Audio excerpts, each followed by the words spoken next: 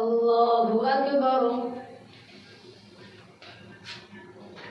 الحمد لله رب العالمين الرحمن الرحيم مالك يوم الدين. إياك نعبد وإياك نستعين اهدنا الصراط المستقيم صراط الذين أنعمت عليهم غير المغضوب عليهم ولا الضالين.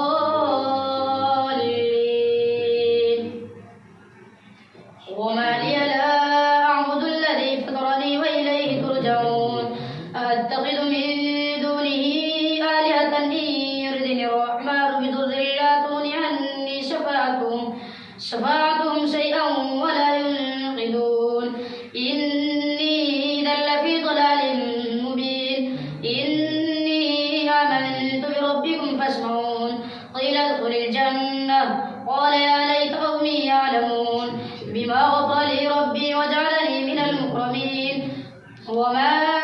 أنزلنا على قومه من بعده من جند من السماء وما كنا منزلين. إن كانت إلا صيحة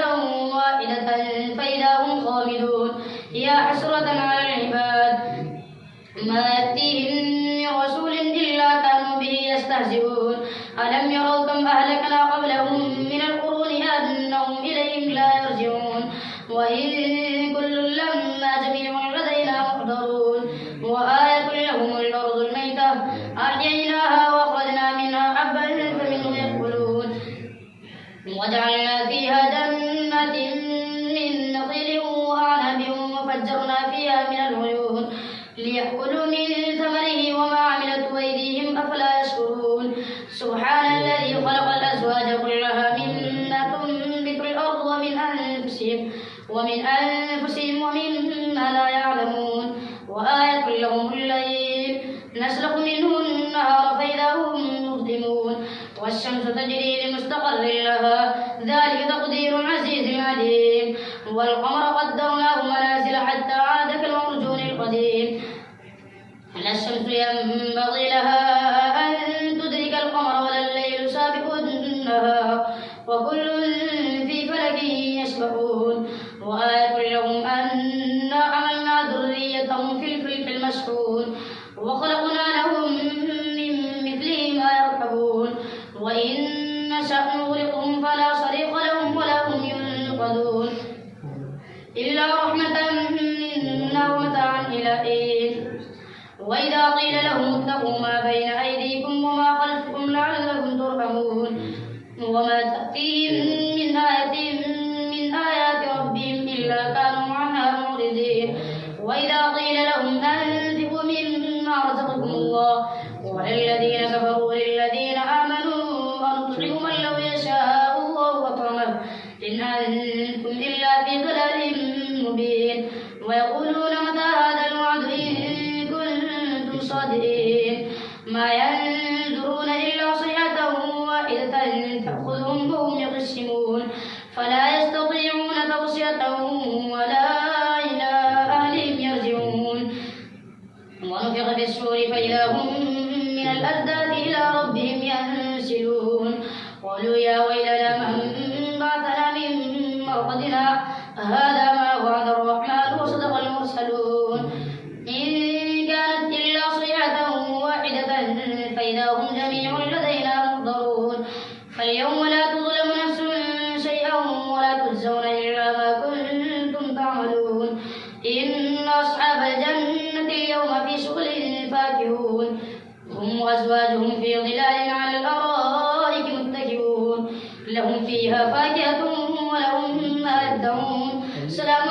قولا من رب رحيم. وامتازوا اليوم أيها المجرمون. ألم أعهد إليكم يا بني آدم ألا تعبدوا الشيطان إنه لكم عدو مبين. وأن اعبدوني هذا صراط مستقيم. ولقد أضل منكم جبلا كثيرا أفلم تكونوا تعقلون. هذه جهنم التي كنتم توعدون اصلوها اليوم بما كنتم تكفرون.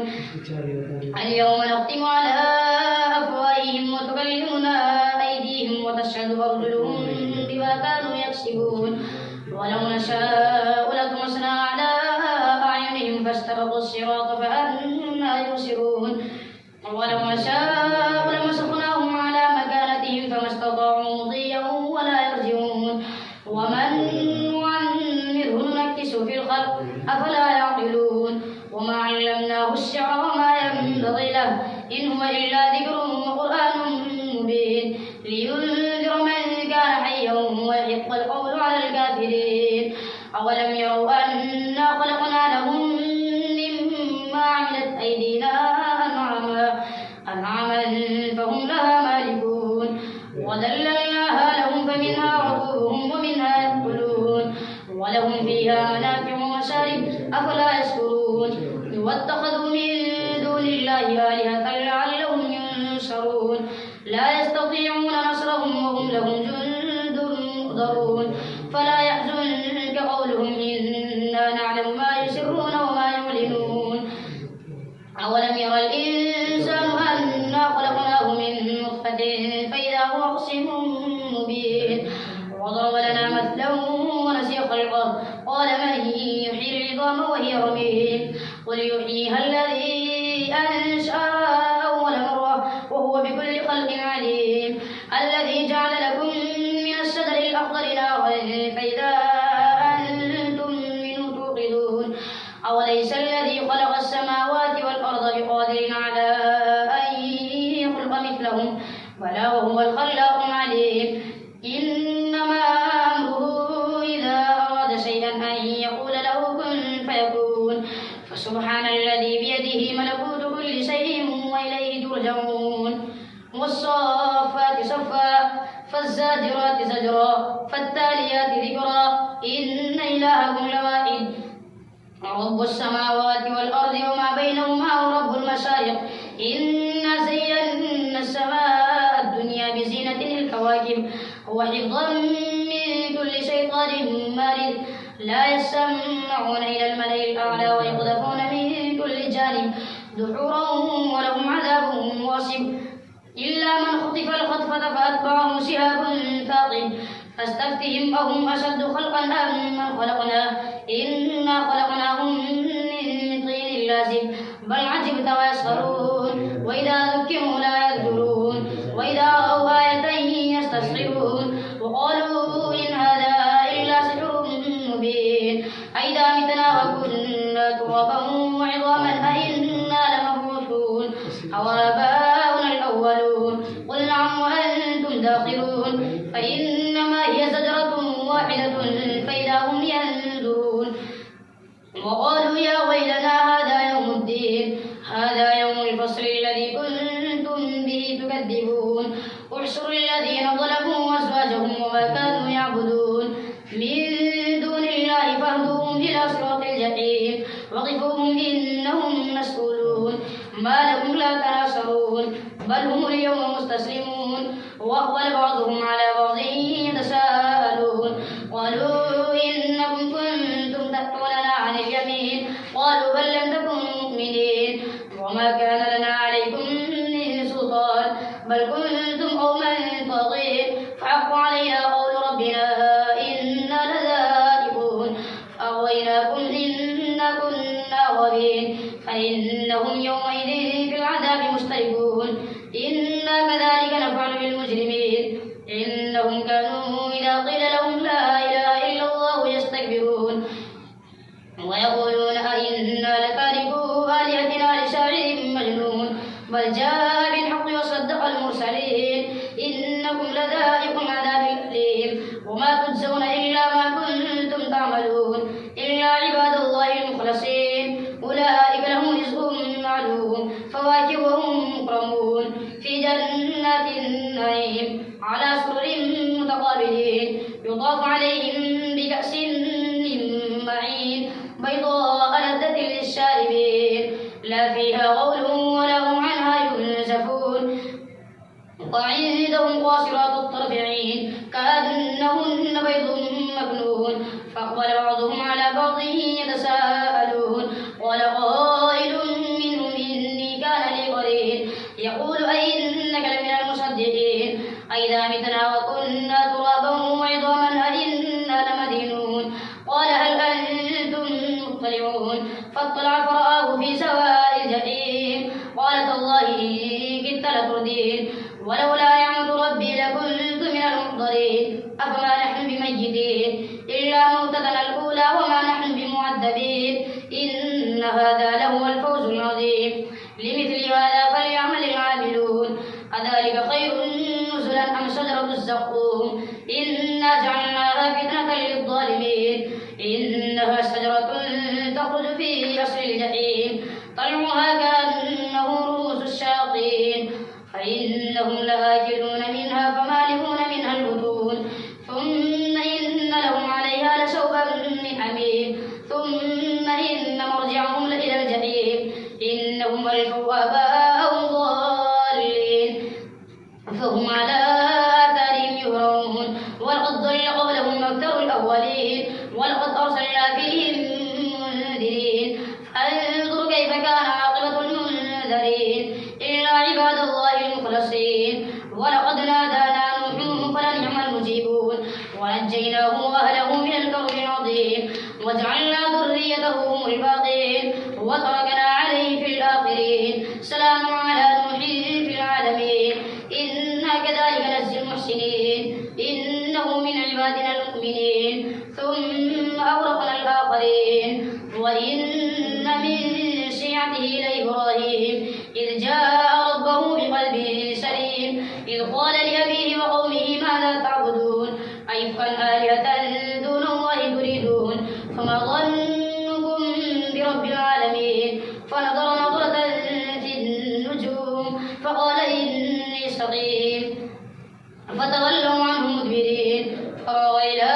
آلهتهم فقال لا تأكلون ما لكم لا تنطقون فراغ عليهم ضربا باليمين فاقبلوا إليه يزفون قال تعبدون ما تنحتون والله خلقكم وما تعملون وقالوا له بنيانا فألقوه في الجحيم فأرادوا به كيدا فجعلناهم الأسفلين وقال إني ذاهب إلى ربي سيهدين رب هب لي من الصالحين فبشرناه بغلام حليم فلما بلغ معه السعي قال يا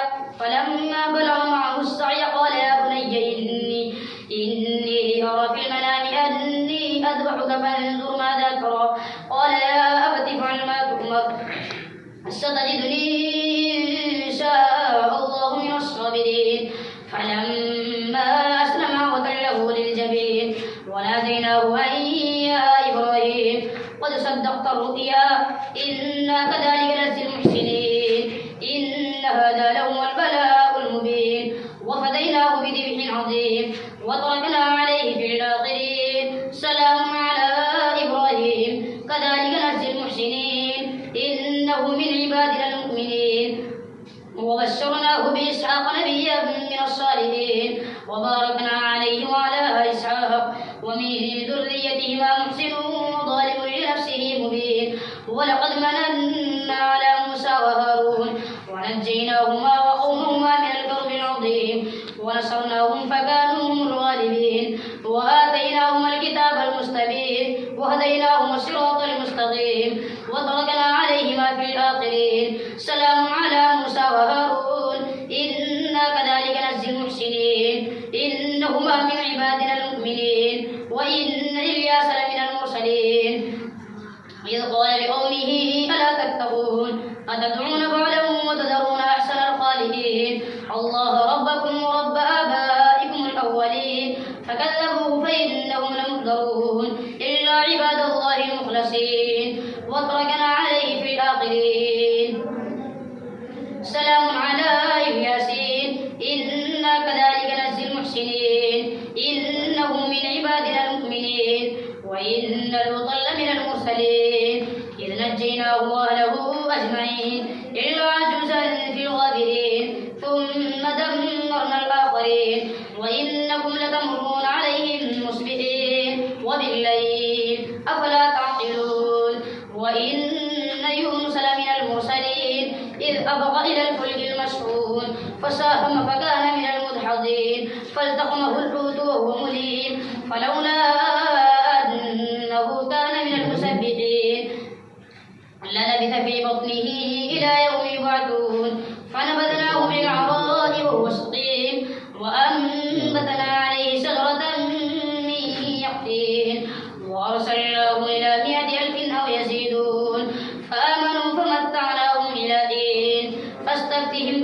لربك البنات ولهم البنون أم خلقنا الملائكة إناثا وهم شاهدون ألا إنهم من إفكهم ليقولون ولد الله وإنهم لكاذبون أصطفى البنات على البنين ما لكم كيف تحكمون أفلا تذكرون أم لكم سلطان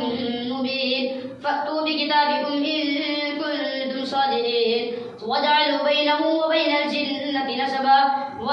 ولقد علمت الجنة إنهم لمحضرون سبحان الله عما يصفون إلا عباد الله المخلصين فإنكم وما تعبدون ما أنتم عليه بفاتنين إلا من هو صال الجحيم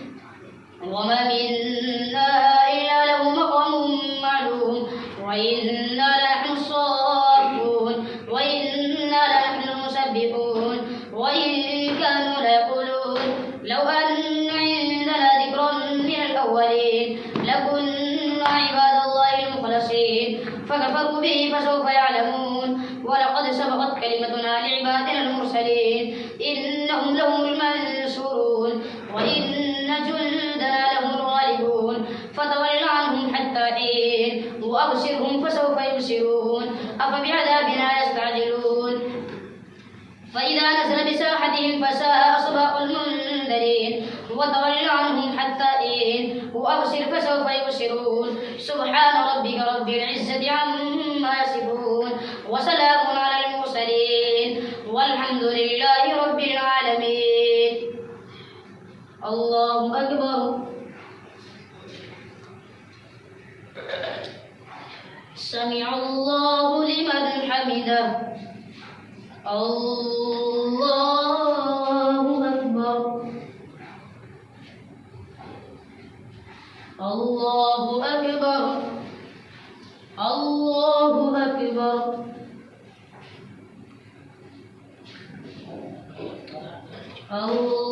الله أكبر الحمد لله رب العالمين الرحمن الرحيم مالك يوم الدين إياك نعبد وإياك نستعين اهدنا الصراط المستقيم صراط الذين أنعمت عليهم غير المغضوب عليهم ولا الضالين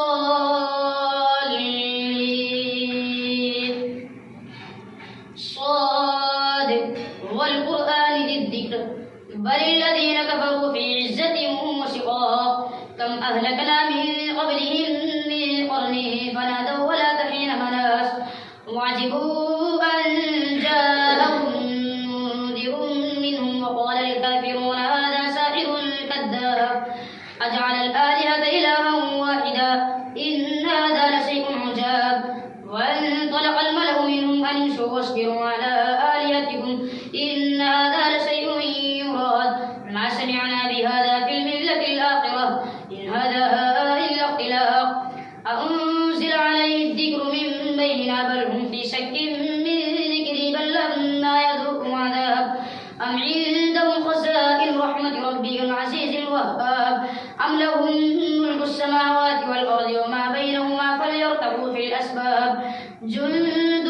ما هنالك مهزوم من الأحزاب كذبت قبلهم قوم نوح وعاد وفرعون ذو الأوتاد وثمود وقوم لوط وأصحاب الأيكة أولئك الأحزاب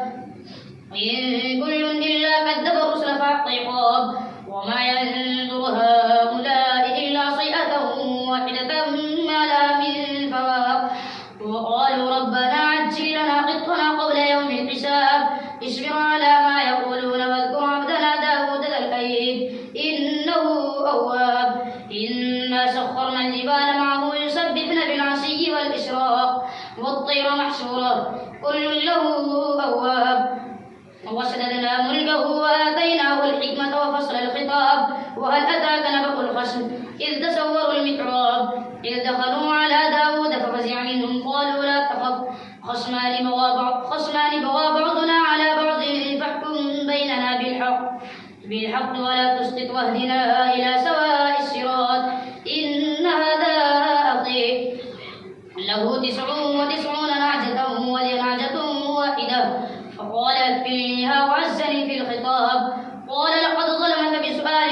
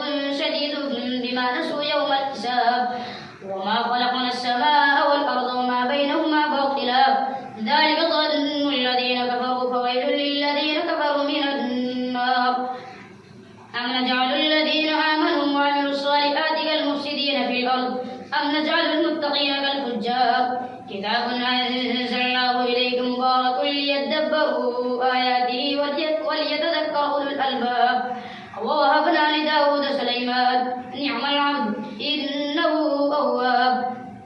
إذ عرض عليه بالعشي الصافنات الجياد فقال إني أحببت حب الخير عن ذكر ربي حتى توارت بالحجاب ردوها علي فطفق مسعا بالسوق والأعناق ولقد فتنا سليمان وألقينا على كرسيه جسدا ثم أناب قال رب اغفر لي وهب لي ملكا لا ينبغي لأحد من بعدي إنك أنت الوهاب سخرنا له الريح تجري بأمره رخاء حيث أصاب والشياطين كل بناء وغواص وآخرين مقرنين في الأسفاد هذا عطاؤنا فمن أو أمسك بغير حساب وإن له عندنا لزلفى وحسن مآب واذكر عبدنا أيوب إذ نادى ربه أني مسني الشيطان بنصب وعذاب اركض برجلك هذا مغتسل بارد وشراب ووهبنا له أهله ومثلهم معهم رحمة منا وذكرى لأولي الألباب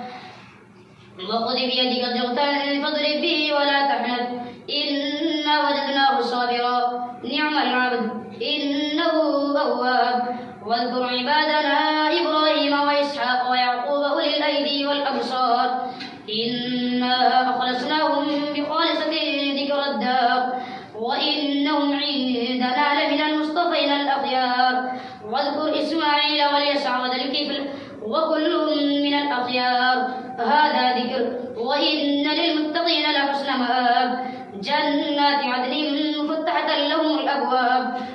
متكئين فيها يدعون فيها بفاكهة كثيرة وشراب وعندهم قاصرات الطرف أتراب هذا ما توعدون ليوم الحساب إن هذا لرزقنا ما له من نفاد هذا وإن للطاغين لشر مآب جهنم يصلونها فبئس المهاد هذا فليذوقوه حميم وغساق وآخر من شكله أزواج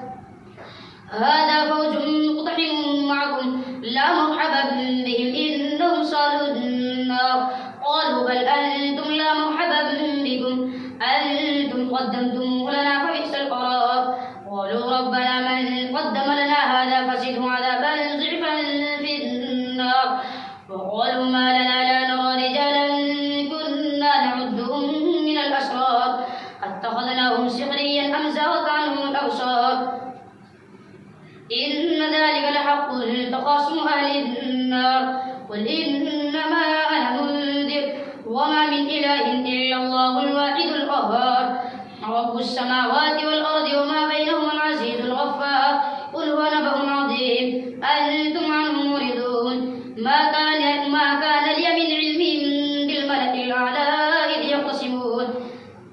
إن يوحى إلي إلا أنما أنا نذير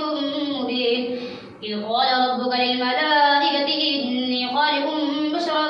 من طين فإذا سويته ونفخت فيه من روحي فقعوا له ساجدين فسجد الملائكة كلهم أجمعون إلا إبليس استكبر وكان من الكافرين قال يا إبليس ما منعك أن تسجد لما خلقت بيدي أستكبرت أم كنت من العالين قال أنا خير منه خلقتني من نار وخلقته من طين قال فاخرج منها فإنك رجيم وإن عليك لعنتي إلى يوم الدين قال رب فأنذرني إلى يوم يبعثون قال فإنك من المنظرين إلى يوم الوقت المعلوم قال فبعزتك لأغوينهم أجمعين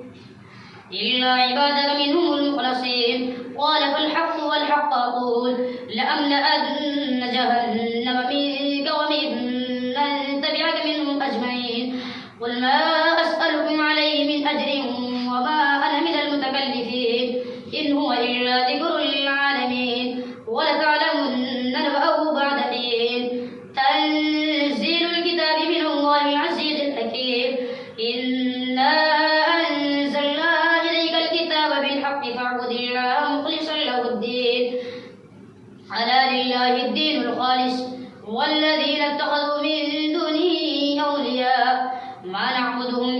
يقربونا إلى الله زلفى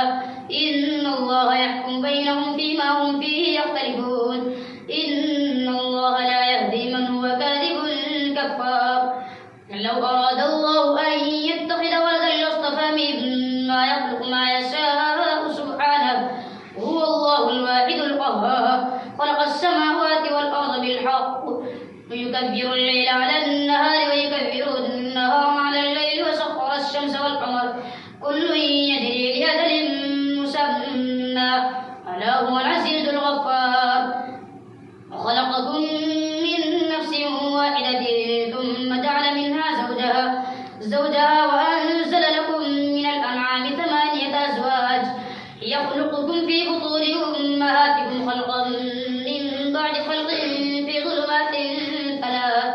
ذلكم الله ربكم له الملك لا إله إلا هو فأنى تصرفون إن تكفروا فإن الله غني عنكم ولا يرضى لعباده الكفر وإن تشكروا يرضه لكم ولا تزر وازرة وزر أخرى ثم إلى ربكم مرجعكم فينبئكم بما كنتم تعملون إنه عليم بذات الصدور وإذا مس الإنسان ضر دعا ربه منيبا إليه ثم إذا خوله نعمة منه نسي ما كان يدعو إليه من قبل وجعل لله أندادا ليضل عن سبيله قل تمتع بكفرك قليلا إنك من أصحاب النار أمن هو قانت آناء الليل ساجدا وقائما يحذر الآخرة ويرجو رحمة ربه قل هل يستوي الذين يعلمون والذين لا يعلمون إنما يتذكر أولو الألباب قل يا عباد الذين آمنوا اتقوا ربكم للذين أحسنوا في هذه الدنيا حسنة وأرض الله واسعة إنما يوفى الصابرون أجرهم بغير حساب قل إني أمرت أن أعبد الله مخلصا له الدين وأمرت لأن أكون أول المسلمين قل إني أخاف إن عصيت ربي عذاب يوم عظيم قل الله أعبد مخلصا له ديني فاعبدوا ما شئتم من دونه قل إن الخاسرين الذين خسروا أنفسهم وأهليهم يوم القيامة على ذلك هو الخسران المبين لهم من فوقهم ظلل من النار ومن تحتهم ظلل ذلك يخوف الله به عباده يا عباد فاتقون والذين اجتنبوا الطاغوت أن يعبدوها وأنابوا إلى الله لهم البشرى فبشر العباد الذين يستمعون القول فيتبعون أحسنه أولئك الذين هداهم الله وأولئك هم أولو الألباب أفمن حق عليه كلمة العذاب أفأنت تنقذ من في النار لكن الذين اتقوا ربهم لهم غرف من فوقها غرف مبنية تجري من تحتها الأنهار وعد الله لا يخلف الله الميعاد ألم تر أن الله أنزل من السماء ماء فسلكه ينابيع في الأرض ثم يخرج به زرعا مختلفا ألوانه ثم يهيج فتراه مصفرا ثم يجعله حطاما إن في ذلك لذكرى لأولي الألباب أفمن شرح الله صدره للإسلام فهو على نور من ربه فويل للقاسية قلوبهم من ذكر الله أولئك في ضلال مبين الله نزل أحسن الحديث كتابا متشابها مثانية تقشعر منه جلود الذين يخشون ربهم ثم تلين جلودهم وقلوبهم إلى ذكر الله ذلك هدى الله يهدي به من يشاء ومن يضلل الله فما له من هاد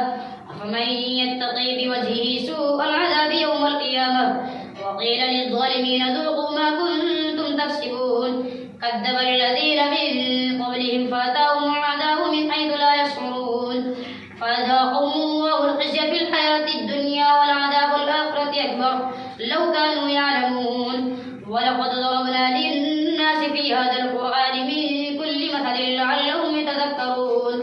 قرآنا عربيا غير ذي عوج لعلهم يتقون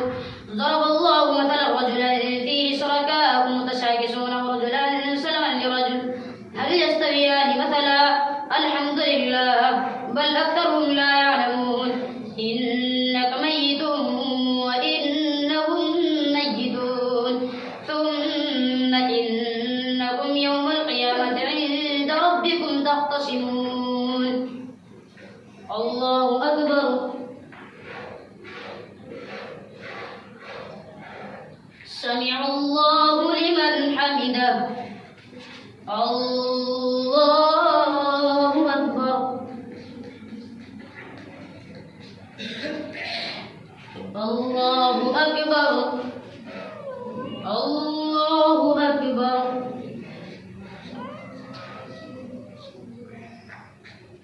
الله أكبر